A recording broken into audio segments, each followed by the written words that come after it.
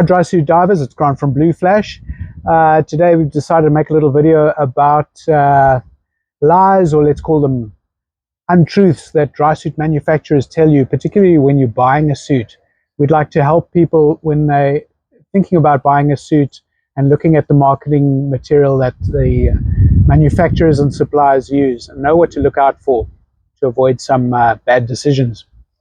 First thing is, all the manufacturers will say that all their suits are suitable for everything. They'll never say that a suit is an entry-level suit, or that it's can't be used for technical diving, or it can't be used for cave diving or whatever. But clearly there are entry-level suits and there are top-end suits. You just got to be careful. Don't think that the first suit that you see is going to be suitable for example, technical diving. Second thing, and very important, fabrics. Just about every manufacturer will say that the suit is made out of a durable fabric.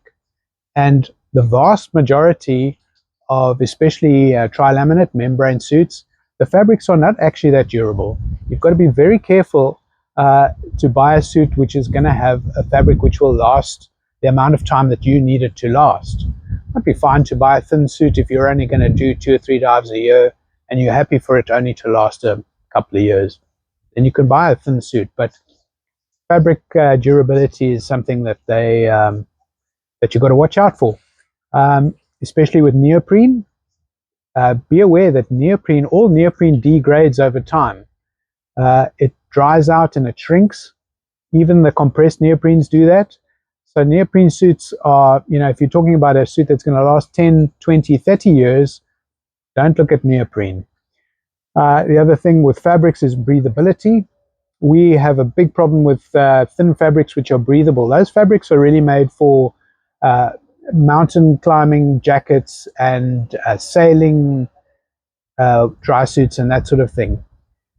Breathability for scuba diving, for going actually underwater, that breathability doesn't last that long. It turns to porosity and you'll have a leaky suit. So watch out for that.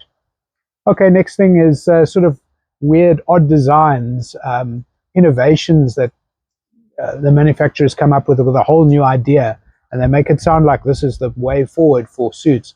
Very often it isn't. We see suits that have got zips in odd positions around there, or like a bib entry thing. Those suits never worked.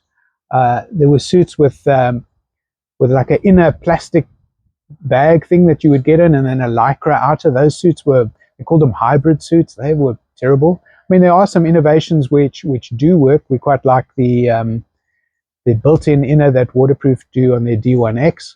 But just be aware that sometimes odd designs and innovations are not that great. Next thing, the manufacturers won't talk a lot about support for the suit. But dry suits are not like wetsuits that you just use and when it's finished, it's finished. You're probably going to have to replace seals. You're probably going to have to replace a zip. Where are you going to do that? If you've got to buy a suit which is supported. So look at that.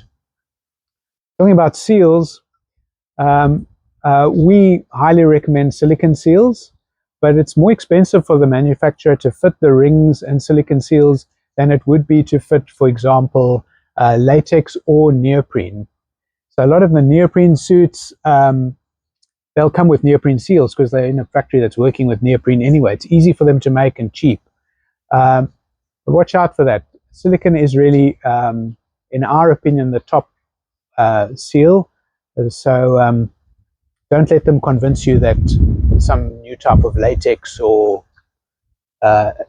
neoprene seal is going to be better than silicone. We don't think so. You also got to watch out for valves.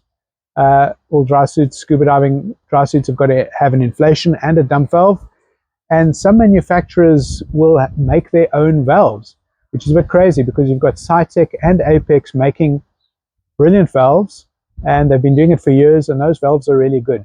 Watch out for manufacturers that say they have their own valves. Mares did it, Nort did it.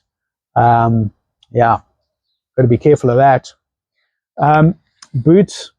It's cheap for manufacturers to have dry suits where they have a sock made out of the same material that the suit is made out of very often. That's just a cheap way of doing it. but actually an integrated Drysuit boot is normally for most people the best solution. So that's what you want to go for.